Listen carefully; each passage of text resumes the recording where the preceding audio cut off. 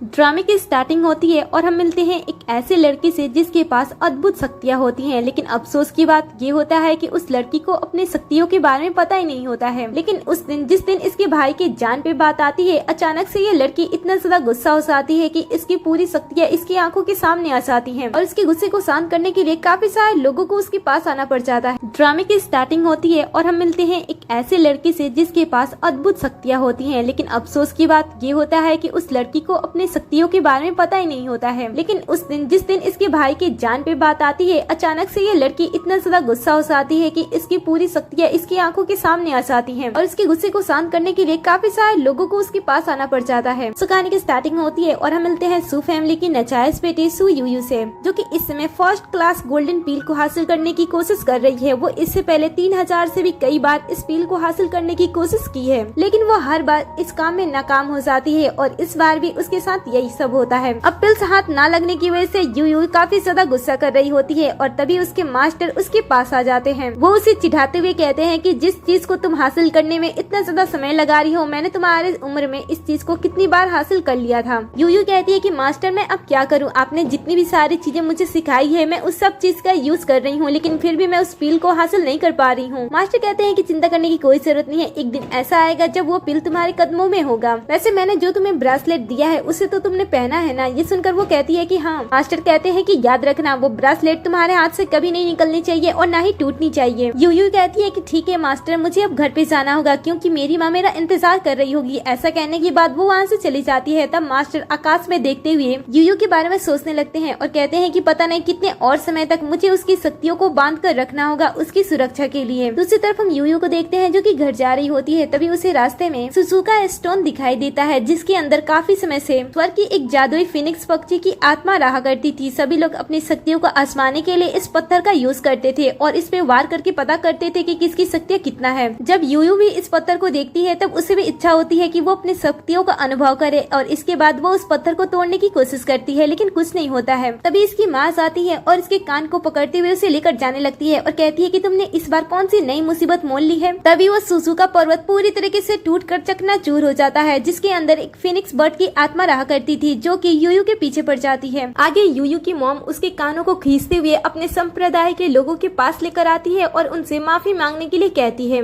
U U को समझ में नहीं आता है कि उसे यहाँ पे किस बात के लिए और किससे माफी मांगनी होगी, लेकिन जैसे वो चैंग और उसके पिताजी को अपने सामने देखती है वो सारी बातें समझ जाती है। एक्चुअली में चैंग ने कुछ समय पहले ही अपने पिता के पावर का यूज करते हुए यूयू की माँ का इंसल्ट किया था। उसने यूयू की माँ को नाचने वाली और किसी के साथ पैसों के लिए सो जाने वाली का नाम रखा था, जिस वजह से यूयू को गुस्सा आ जाता है और वो चैंग को बहुत ही बुरी तरीके से पीट देती है। लेकिन ऐसा करने से उसकी मुसीबतें और भी ज्यादा बढ़ जाती हैं, क्योंकि चैन एक बड़े संप्रदाय का बेटा होता है और इसके पिताजी एक बहुत ही बड़ा संप्रदाय को चलाते थे और लोगों की आत्मिक ऊर्जा उनके सामने लाकर खड़ा कर देते थे, जिस वजह से लोगों को पता चलता था कि वो कितने ज्यादा शक्तिशाली हैं। लेकिन वो मन ही मन छोटे लोगों से बहुत ही ज्यादा नफरत करते थे। वो उन्हें घृणा की नजर से देखा करते थे। इसलिए जैसे उन्हें पता चलता है कि एक नीच जात की लड़की ने उनके बेटे को मारने की कोशिश की है तो उसे जान से मारने की आज्ञा दे देते हैं। ये सुनकर तो यूयू का सौतेला भाई सेंग, जो कि सिर्फ नाम का सौतेला भाई था, असल में तो वो एक भाई से बहुत ही ज्यादा बढ़कर था। ये जानने के बाद भी कि यूयू उसकी सौतेली बहन है, वो उसका बहुत ही अच्छी तरीके से ख्याल रखता था, हर एक परेशानी से उसे दूर रखता था। लेकिन इस समय की सिचुएशन को देखकर तो वो अपनी बहन के लिए पूरी तरीके से घबरा जाता है और संप्रदाय के सबसे बड़े गुरु जाओ के सामने आकर उनसे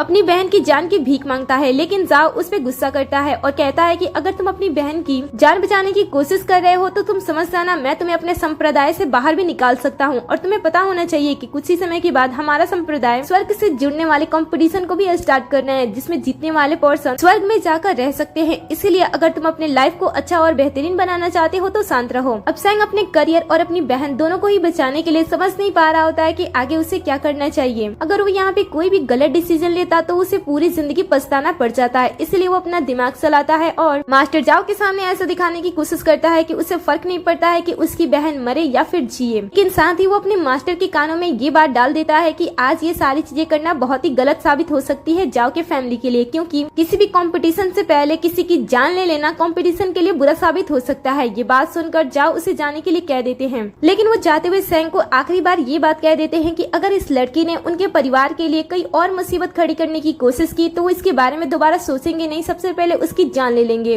और फिर ये मुद्दा यहीं पे खत्म हो जाता है। अगले सीन में हम यूयू को देखते हैं जहाँ पे पे जब उसका भाई आता है तब उसकी माँ सैंग को शुक्रिया अदा करने के लिए कहती है। ये सुनकर वो कहता है कि मैं नहीं चाहता हूँ कि तुम मुझे शुक्रिया अदा कर मेरा अपमान करो, क्योंकि मैं तुम्हारा भाई हूँ और मुझे बिना किसी स्वार्थ के तुम्हारा हमेशा ध्यान रखना चाहिए। वैसे मैं चाहता हूँ कि तुम ऐसा मुकाम हासिल कर लो जिससे कि कोई भी तुम्हारे आसपास आने से भी घबराए। ये सुनकर यूयू कहती है कि इसके लिए तो फिर एक ही रास्ता है, मैं भी चाहती हूँ कि मैं भी उस कंपटीशन में भाग लूँ। ये सुनकर सैंग कहता है कि अगर तुम ऐसा चाहती हो तो ठीक है, मैं तुम्हारा पूरा सपोर्ट करूंगा, क्योंकि तुमने भी मेरा हमेशा पूरा सपोर्ट किया है। फ्लैशबैक में हम देखते हैं कि जब ये दोनों छोटे होते हैं तब यूयू हमेशा ही सैंग का ध्यान रखा करती थी, इसीलिए बड़े होने पे सैंग यूयू का ध्यान रख रहा होता है। अगले सीन में हम देखते हैं कि संप्रदाय के सभी लोग जा रहे होते हैं, तभी सामने से उनके गुरु आते हैं और उन्हें बताते हैं कि सुजुका स्टोन पूरी तरीके से टूटकर चकनाचूर हो गया है। ये सुनकर तो संप्रदाय के लोग हैरान हो जाते हैं और कहते हैं कि हमारे जैसे कई सारे शक्तिशाली लोगों ने उस पत्थर को तोड़ने की कोशिश की थी, लेकिन वो नाकामयाब रहे, तो आखिर उस पत्थर को तोड़ने वाला है कौन? सुनकर बूढ़ा इंसान उन सभी को बताता है कि इसके बारे में तो पता नहीं लगा है कि उस पत्थर को किसने तोड़ा, लेकिन अगर आप उन्हें ढूंढ लेते हो तो उसकी वजह से आपके संप्रदाय को काफी सारी चीजें हासिल हो सकती हैं। ये सुनकर तो जाओ काफी ज्यादा खुश होते हैं और उस इंसान को ढूंढने के लिए भेज देते हैं। दूसरी तरफ हम देखते हैं कि यूयू की माँ इस जगह से जाने की कोशिश कर रही होती हैं और वो पैकिंग कर रही होती हैं। तभी यहाँ पे यूयू आ जाती है और अपनी माँ को इस तरीके से देखकर वो उनसे पूछती है कि हम यहाँ से कहाँ जा रहे हैं। माँ बताती है कि तुमने संप्रदाय के सबसे ज्यादा ताकतवर लोगों के साथ मुसीबत मोल ली है, इसलिए ज्यादा अच्छा होगा कि हम यहाँ से जल्द चली जाएं। लेकिन यूयू जाने से मना कर देती है और कहती है कि मैं यहाँ से नहीं जाने वाली हूँ, क्योंकि मुझे कंपटीशन में भाग लेना है और मुझे यहाँ के लोगों को बताना है कि नीच जाति में पैदा होने के बाद भी मैं भी शक्तिशाली हो सकती हूँ, जिससे कि कोई आपको परेशान ना करे। उसके बाद वो अपने गुरु के पास आती है और संप्रदाय के कंपटीशन के बारे में बताती है और कहती है कि क्या मुझे उसमें भाग लेना चाहिए। मास्टर कहते हैं कि तुम्हें क्या लगता है कि तुम्हें क्या करना चाहिए। ये सुनकर वो कहती है कि आपको पता है ना कि उस संप्रदाय में तीसरे क्षत्रिय के ऊपर वाले मास्टर ही इस कंपटीशन में पार्टिसिपेट कर सकते हैं और मैंने पिछले ही साल चौथे क्षत्रिय पोजीशन हासिल की है, तो क्या मुझे इसमें पार्टिसिपेट करना चाहिए। सुनकर मास्टर अपने आप से कहते हैं कि तुमने उस पोजीशन को भी अपनी शक्तियों से हासिल किया है, अगर तुम्हारे हाथ का कड़ा वो टूट जाए तो तुम किस पोजीशन पे जा सकती हो ये तुम्हें क्या मुझे भी नहीं पता है। सीन कट होता है और अगले सीन में हम सभी को कंपटीशन के लिए आते हुए देखते हैं। यहाँ पे काफी सारे संप्रदाय से लोग आए होते हैं कंपटीशन में भाग लेने के लिए और उन्हीं में से एक संप्रदाय से होते हैं लैन, जो कि आते ही जाओ संप्रदाय के लोगों की बेइज्जती करने लगते हैं और कहते हैं कि लगता है कि जाओ संप्रदाय के लोगों को हारने से काफी ज्यादा डर लगता है, इसीलिए तो वो इतने सारे लोगों के साथ यहाँ पे आए हैं। मुझे देखो, मैं यहाँ पे सिर्फ अपने बेटे चैन के साथ यहाँ पे इस कंपटीशन में भाग लेने के लिए आया हूँ। ये सुनकर जाओ कहते हैं कि ये तो बहुत ही अच्छी बात है, लेकिन कंपटीशन के द्वारा तुम्हारे बच्चे के साथ अगर कुछ हो जाता है, तुम्हारा वंशज आगे कैसे बढ़ेगा इसके बारे में मैं कुछ नहीं कह सकता हूँ। ये सुनकर तो लैन बहुत ही ज्यादा गुस्सा करने लगता है और कहता है कि मैं तुम्हारी तरह नहीं हूँ जो कि अपनी टीम को बड़ा और शक्तिशाली दिखाने के लिए किसी नाचने वाली की बेटी को यहाँ पर लेकर आऊँ। ये सुनकर तो यूयू को काफी गुस्सा आता है, लेकिन वो शांत रहती है। लेकिन फिर से लैन जाओ संप्रदाय का मजाक उड़ाने लगता है और कहता है कि तुम्हारे ग्रुप में ऐसा लगता है कि मर्दों की कमी हो गई है, इसीलिए तो औरतों से उसे पूरा कर रहे हो, लेकिन मुझे अपने आप की तरह तुम सब मत समझना कि सोने के बाद मैं सारी चीजें भूल जाऊं। ये सुनकर तो चैंग को बड़ा ही गुस्सा आता है यूयू के साथ अपने डैड पे, क्योंकि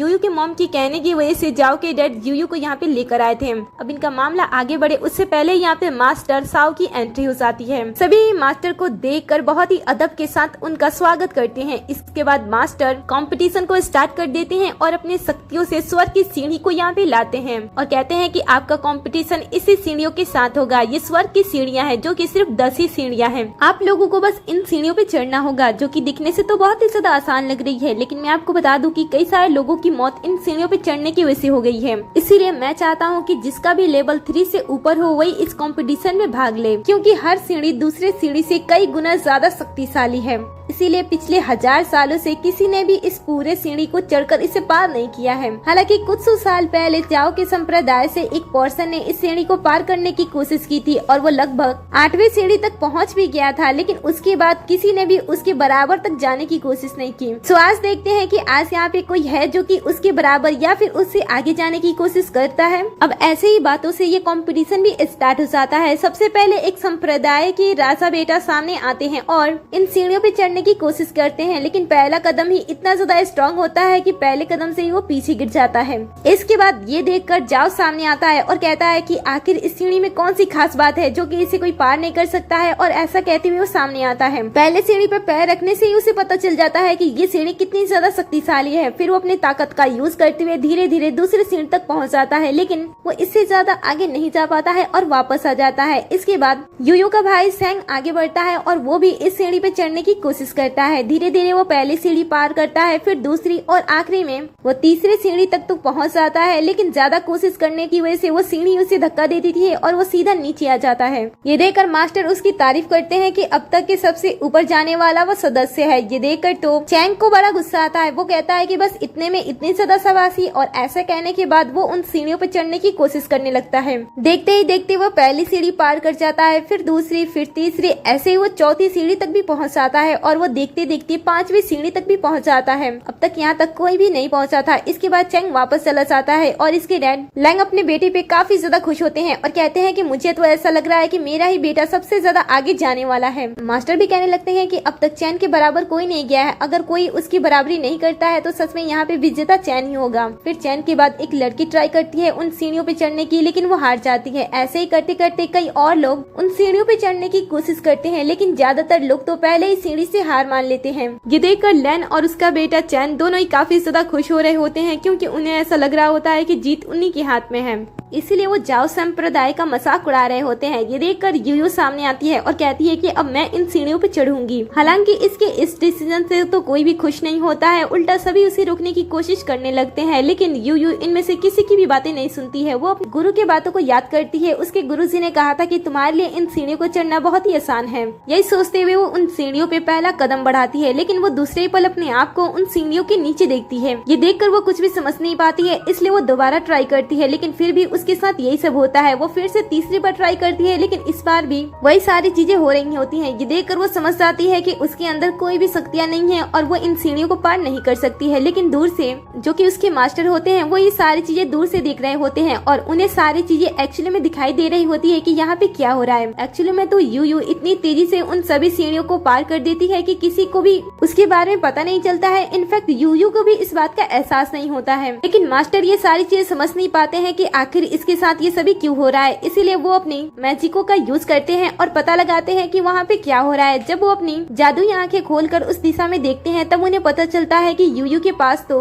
सुजुका स्टोन में रहने वाली स्वर की फिनिक्स की आत्मा उसे ऐसा करने से रोक रही थी, और शायद वो ऐसा इसलिए कर रही होगी क्योंकि उसे भी यूयू की शक्तियों का अनुभव हो गया होता है कि अगर शक्तियाँ सबके सामने आ जाती हैं और यूयू अपने शक्तियों को कंट्रोल नहीं कर पाती है तो इससे सबका नुकसान हो सकता है। इधर दूसरे मास्टर भी इस चीज को देख रहे होते हैं, लेकिन उन्हें समझ नहीं आता है कि ये सारी चीजें उनका भ्रम है या फिर रियल में ये सारी चीजें हो रही हैं। अब इतना देर वेट करने के बाद दूसरे संप्रदाय के लैन कहने लगते हैं कि मेरे बेटे के मुकाबले यहाँ पे कोई भी खड़ा नहीं हो सकता है, इसलिए अच्छा होगा कि आप मेरे बेटे को विजेता घोषित कर दो, क्योंकि वो लड़की तो अपनी माँ के जैसे नाचने के अलावा इन सीढ़ियों को पार बिल्कुल भी नहीं कर सकती है। ये सुनकर जाओ संप्रदाय के लोग ऐसा करने से रोकने लगते हैं। तब लैन संप्रदाय के लोग, अगर तुम्हारी लड़की इस सीढ़ियों पर चढ़ने के योग्य नहीं है तो मैं तुम्हें एक और मौका देता हूँ, मेरे बेटे के साथ युद्ध करके देख लो। इसके बाद चैन लड़ाई करने के लिए सामने आ जाता है और जाओ संप्रदाय का एक गार्ड उसके साथ लड़ने के लिए आगे आता है, लेकिन वो बहुत ही आसानी से हार जाता है। ये देखकर तो जाओ संप्रदाय को काफी शर्मिंदगी महसूस होती है। इसीलिए वो यूयू से कहते हैं कि अगर तुम हार भी जाती हो तो इसमें कोई बुरी बात नहीं है, लेकिन तुम्हें उन सीढ़ियों पे चढ़ना होगा और बताना होगा कि तुम भी उन सीढ़ियों पे चढ़ सकती हो। जैसे वो करने के लिए आगे बढ़ती है, उसका भाई उसे रोक देता है और कहता है कि तुम्हें चढ़ने की कोई जरूरत नहीं है, मैं उससे मुकाबला करके उसे हरा सकता हूँ। ऐसा करने के बाद वो सामने आता है और चैन के साथ लड़ाई करने लगता है। दोनों संप्रदाय के बीच में काफी देर तक युद्ध चलते रहता है, क्योंकि दोनों ही काफी ज्यादा ताकतवर होते हैं, लेकिन चैन की शक्ति या सैंग के मुकाबले काफी ज्यादा होती है, इसीलिए वो उसे बहुत ही बुरी तरीके से हराना स्टार्ट कर देता है। यूयू अपने भाई को जब बार बार चोट लगते हुए बार बार नीचे गिरते हुए देखती है तो उसे बड़ा ही बुरा लगता है, और जब जब उसे बुरा लगता है और गुस्सा आता है उसका कंगन साइन करने लगता है। लेकिन इतना ज्यादा चोट लगने के बाद भी सैन इस लड़ाई को बीच से ही खत्म नहीं करता है, क्योंकि उसने लास्ट टाइम उसने अपनी बहन की जान बचाने के लिए जाओ के संप्रदाय से वादा कर लिया था और उसने कहा था कि जब तक उन्हें जरूरत होगी तब तक वो उन्हें सर्व करेगा। इसलिए सैंग इस लड़ाई को बीच से छोड़ नहीं सकता था, इसलिए वो चोट लगने के बावजूद भी फिर से लड़ने के लिए खड़ा हो जाता है। ये देखकर तो चैंग इस बार सैंग पे ऐसे ऐसे मैजिक करता है जिस वजह से उसकी हालत बहुत ही ज्यादा खराब हो जाती है और उसके मरने तक का समय नजदीक आ जाता है। ये देखकर यूयू को बर्दाश्त नहीं होता है और वो अपने भाई की जान बचाने के लिए उसके पास जाती है,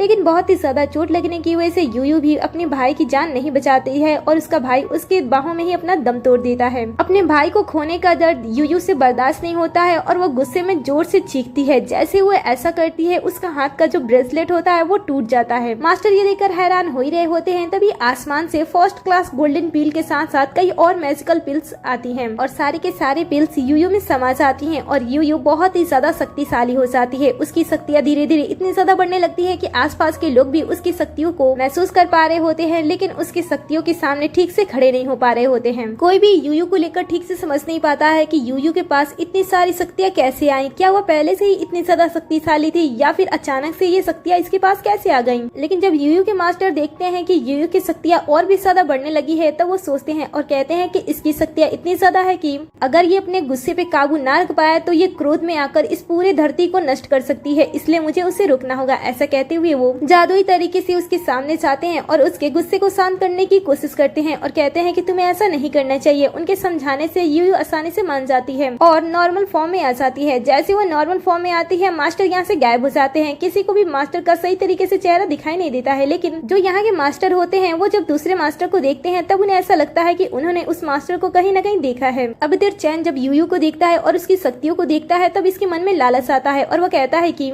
इसके पास इतनी शक्तियां हैं, वैसे मुझे लगता है कि ये इन शक्तियों को डिजर्व नहीं करती है। ऐसा कहते हुए वो यूयू को जान से मारने की कोशिश करता है ताकि वो उसके सभी शक्तियों को उससे छीन सके, लेकिन अब समय अलग होता है। यूयू उससे ही बहुत ही बुरी तरीके से मारती है और कहती है कि इस बार ऐसा करने के बारे में सोचना भी मत। कुछ देर तक इन दोनों में लड़ाई होता है। यूयू उसे आराम से रोक रही होती है, लेकिन जब वो देखती है कि चैन आगे बढ़ रहा है हद से, तब वो उसे जान से मारकर एक ही बार में खत्म कर देती है, जिस वजह से इसके डैड लैन को तो काफी ज्यादा गुस्सा आता है और वो अपने बेटे के प्यार में यूयू को जान से मारने की कोशिश करने के लिए आगे बढ़ते हैं। लेकिन तभी यहाँ पे मास्टर आ जाते हैं और उन्हें ऐसा करने से रोक देते हैं और कहते हैं कि तुम्हें ऐसा नहीं करना चाहिए। ये सुनकर लैन कहते हैं कि आप ऐसा कैसे कर सकते हो, देखा नहीं इसने मेरे बेटे को जान से मार डाला। ये सुनकर यूयू कहती है कि आपके बेटे ने भी मेरे भाई को जान से मार डाला था। अब मास्टर के समझाने पे लैन तो वहाँ से जाने लगता है, लेकिन उसे अपने बेटे का बड़ा पछतावा होता है, इसलिए जैसे वो लोग पलटते हैं वो दोबारा फिर से हमला करता है। लेकिन यूयू अब पहले से बहुत ही ज्यादा शार्प हो गई होती है, इसलिए वो उसके हमले को आसानी से काट देती है और ये देखकर चाओ को भी बड़ा अच्छा लगता है। वो भी यूयू की शक्तियाँ चुराने के बारे में सोचता है, लेकिन प्यार से। तो मास्टर पे जोर डालता है और कहता है कि आपको अब यूयू को विजेता घोषित कर देना चाहिए। ये सुनकर मास्टर कहते हैं कि ठीक है, और उसके बाद जैसे वो यूयू को यहाँ का विजेता घोषित करने वाले होते हैं, यहाँ पे एक और पर्सन की एंट्री होती है।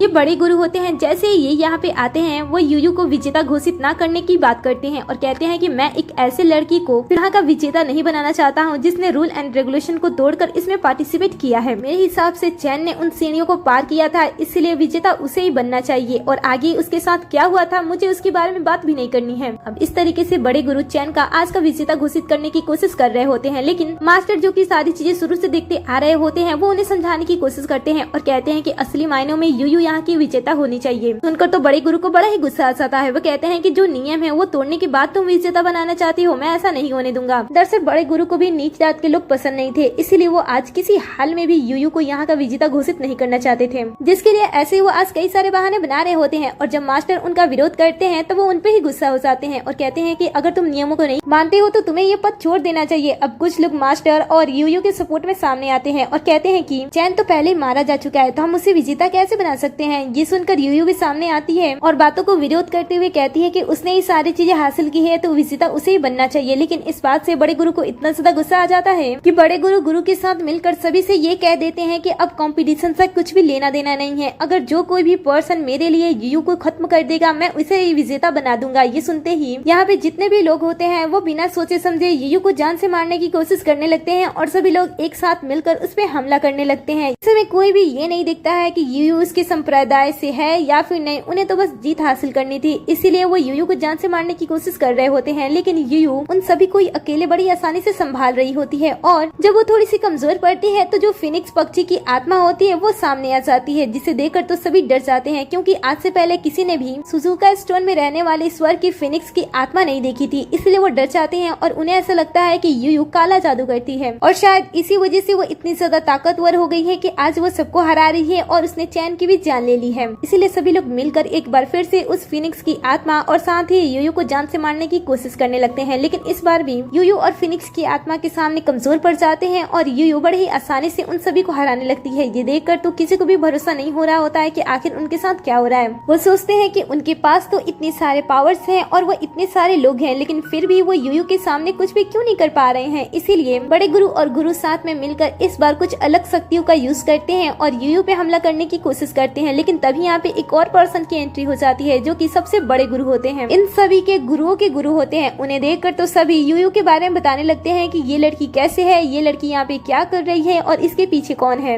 वो सभी मिलकर सबसे बड़े गुरु को ये विश्वास दिलाने लगते हैं कि इस लड़की के साथ एक बहुत ही बुरी आत्मा है जो कि सभी को नुकसान पहुंचाने की कोशिश कर रही है। ये सुनकर तो यूयू सबसे बड़े गुरु से भी कहती है कि वो कोई बुरी आत्मा नहीं है, लेकिन बड़े गुरु इन सभी की बातों में आ जाते हैं और कहते हैं कि इसका पता मैं खुद ही लगा लूंगा। ऐसा कहते हुए वो कुछ अनोखी सी मैजिक करते हैं और उस बुरी आत्मा को देखने की कोशिश करते हैं, लेकिन जैसे वो फिनिक्स की आत्मा को देखते हैं वो पूरी तरीके से हैरान हो जाते हैं। वो फिनिक्स की आत्मा भी उनसे बात करने लगती है, कहती है कि तुम अपने गुरु के सामने इस तरीके से खड़े हो, क्या तुम सारी चीजें भूल गए हो कि गुरु से मिलने के बाद उन्हें क्या किया जाता है। ये सुनकर तो सबसे बड़े गुरु पहले काफी ज्यादा घबराते हैं और उसके बाद फिनिक्स की आत्मा के सामने झुककर उसका स्वागत करते हैं और कहते हैं कि मुझे माफ कर दीजिए, मुझे बहुत ही ज्यादा भूल हो गई, मैंने आपको नहीं पहचाना कि आप सुजुका स्टोन में रहने वाली स्वर्ग की जादुई फिनिक्स है, मैंने आपके रूप को नहीं देखा। ऐसा कहते हुए वो माफी मांगता है। जैसे ही इसकी बातें सभी लोग सुनते हैं कि ये कोई बुरी आत्मा नहीं है, ये तो सुजुका स्टोन में रहने वाली स्वर्ग की फिनिक्स की आत्मा है, तब ये लोग भी काफी ज्यादा डरने लगते हैं और इनकी बातें सुनकर यूयू को भी पता चलता है कि उसकी जो रक्षा कर रही है वो कौन है।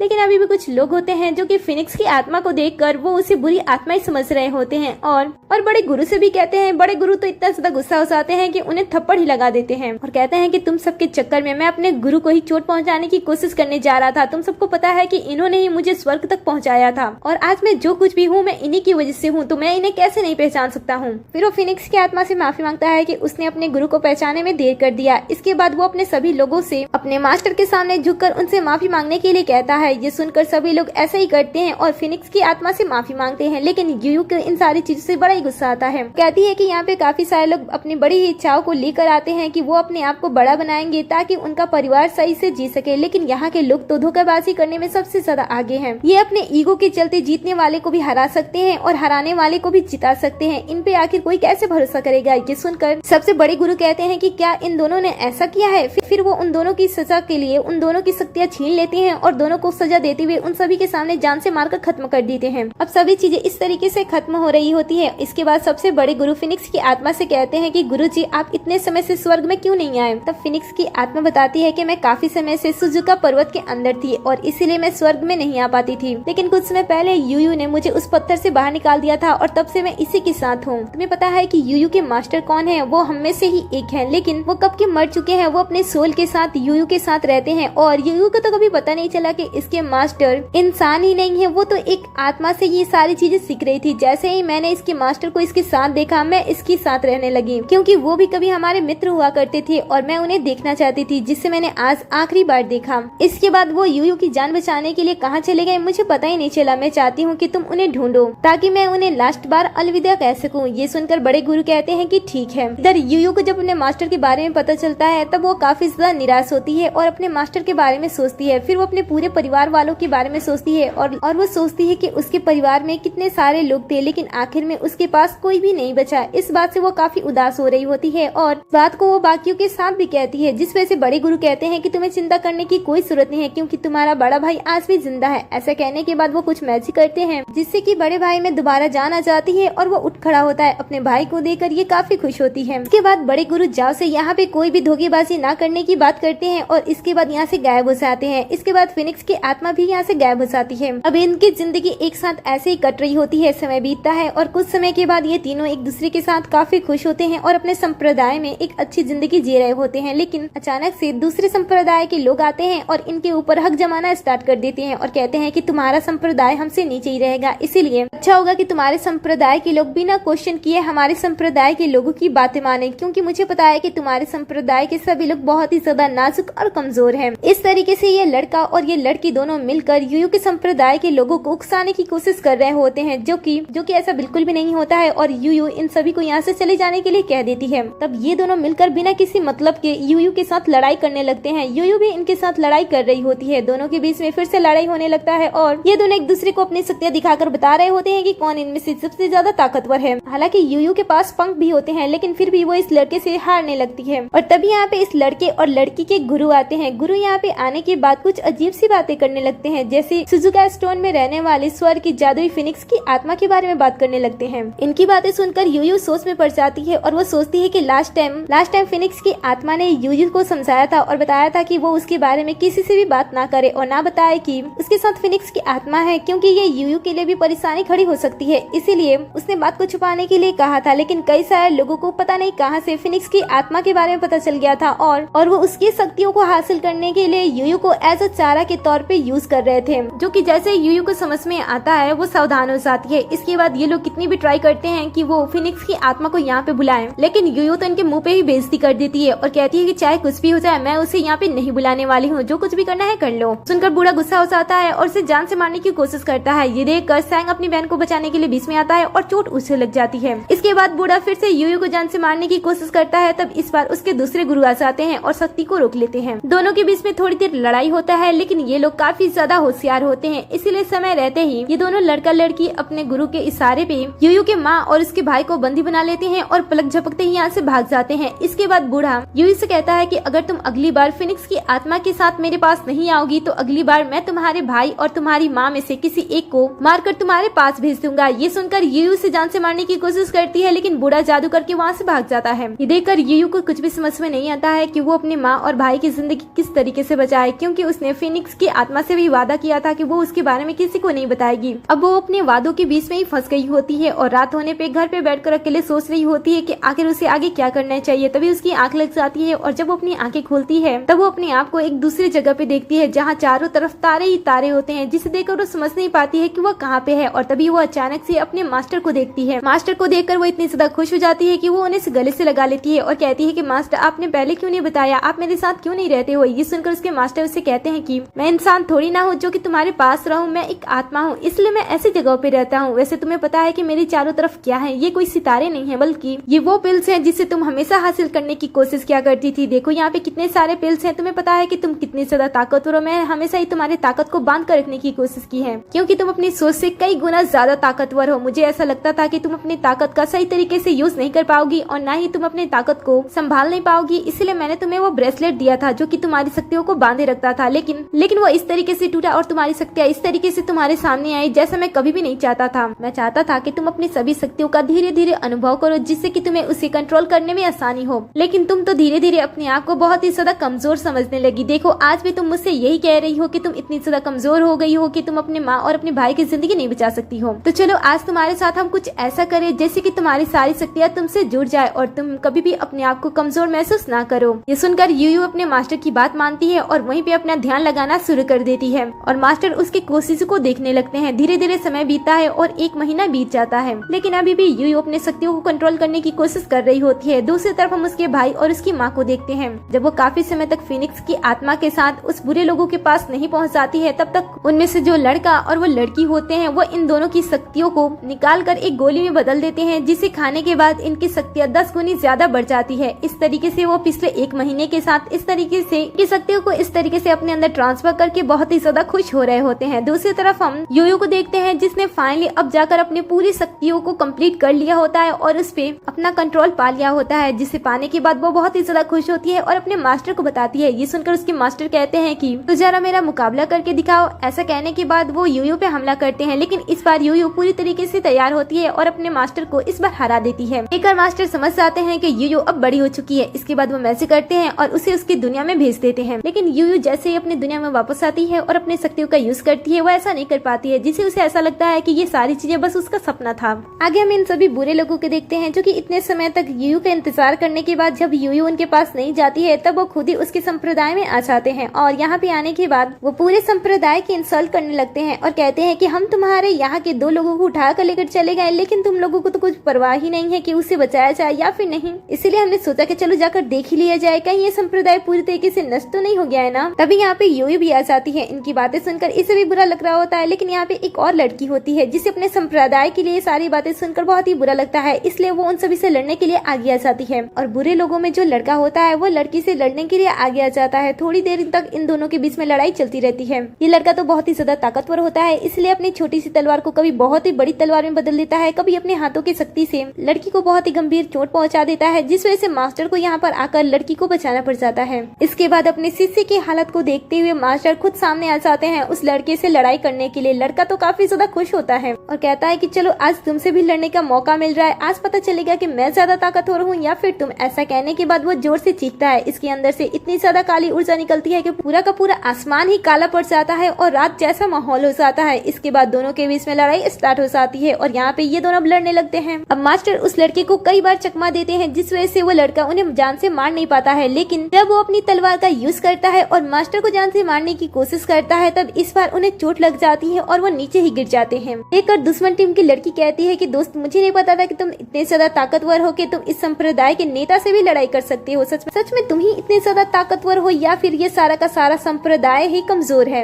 ये सुनकर यूयू से ये सारी बातें सहन नहीं होती है और वो सामने आकर उस लड़की का मुकाबला करने लगती है। ये देखकर बुरा लड़का कहता है कि जब तुम्हारे मास्टर मेरे सामने ज्यादा देर तक टिक नहीं पाए तो तुम मेरे सामने लड़ने की हिम्मत कैसे कर सकती हो? वैसे पिछली बार तुम्हें कैसे हराया था उसके बारे में भूल गई हो क्या? ये सुनकर वह कहती है कि जरा इस बार तो ट्राई करके देखो। ऐसा कहते हुए उस पे हमला करने लगती है और काफी गुस्से में हमला कर रही होती है। वो बहुत ही ज्यादा एग्रेसिव होती है, इसलिए लड़का धीरे धीरे कमजोर पड़ने लगता है। वो लगातार वार पे वार किए जा रही होती है और इसका वार बहुत ही ज्यादा घातक होता है, जिस वजह से वो लड़का भी अब डरने लगता है, बचने की गुहार भी करने लगता है। लेकिन यूयू इस समय इतना ज्यादा गुस्से में होती है कि वो उस लड़के को पूरी तरीके से खत्म कर देती है। इसके बाद वो कहती है कि हम कमजोर नहीं है, बस हम दूसरों के साथ लड़ाई नहीं करना चाहते हैं। ये सुनकर तो लड़की गुस्सा हो जाती है और उसके साथ लड़ने के लिए आगे आ जाती है। लेकिन यूयू के सामने ये ज्यादा देर तक टिक नहीं पाती है और यूयू इसे थोड़ी देर के अंदर हरा देती है। इसकी हार देखकर सभी लोग काफी खुश हो रहे होते हैं क्योंकि दुश्मन लोग हार रहे होते हैं। इस बार अपनी शक्तियों को देखते हुए यूयू को एहसास हो जाता है कि उसके अंदर सच में मैजिकल पावर है और उसने अपने गुरु से सच में मुलाकात की थी।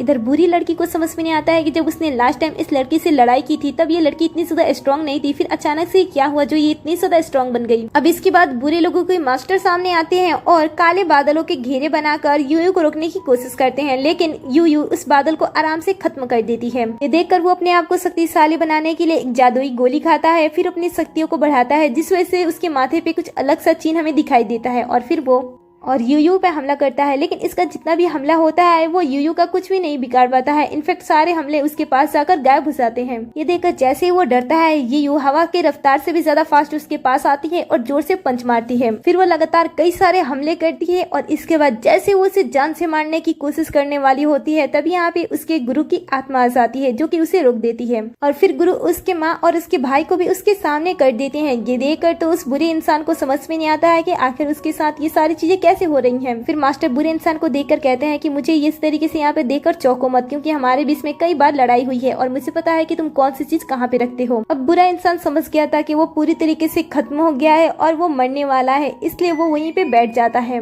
और इधर ये दोनों धीरे धीरे होश में आने लगते हैं, जिन्हें देखकर यूयू बड़ा ही खुश होती है। सीन कट होता है और अगले सीन में हम यूयू को उसके मास्टर के साथ देखते हैं। उसके मास्टर यहाँ से जाने से पहले उसे अलविदा कह रहे होते हैं। ये देखकर वो उन्हें रोकने की कोशिश करती है, तब मास्टर उसे समझाते हैं और कहते हैं तुम्हें पता है ना कि मैं यहाँ पे नहीं रह सकता हूँ, वैसे मैं अपने साथ किसी और को भी लेकर आया हूँ। और तभी हम यहाँ पे फिनिक्स की आत्मा को देखते हैं। वो यहाँ पे आती है और कहती है कि मुझे नहीं पता कि तुम इतने सारी परेशानियों को मेरे वादे की वजह से झेल रही हो, लेकिन मुझे ये जानकर बहुत ही ज्यादा अच्छा लगा कि तुमने अपने वादे को अपने फायदे के लिए या फिर अपने नुकसान के लिए किसी के लिए भी नहीं तोड़ा, इसीलिए तुम मुझे सबसे ज्यादा पसंद हो। और इसी सीन पे इस ड्रामे का दी एंड हो जाता है। वैसे आपको ये ड्रामा कैसा लगा मुझे कमेंट में जरूर बताना। अगर आपको भी कोई मैजिक मिलती तो आप कौन सी मैजिक चूज करते मुझे कमेंट में ये भी बताना। जाने से पहले वीडियो को लाइक कर दी, साथ ही चैनल को भी सब्सक्राइब कर दी, जिससे कि आप हमारे हर एक वीडियो से अपडेट रहो।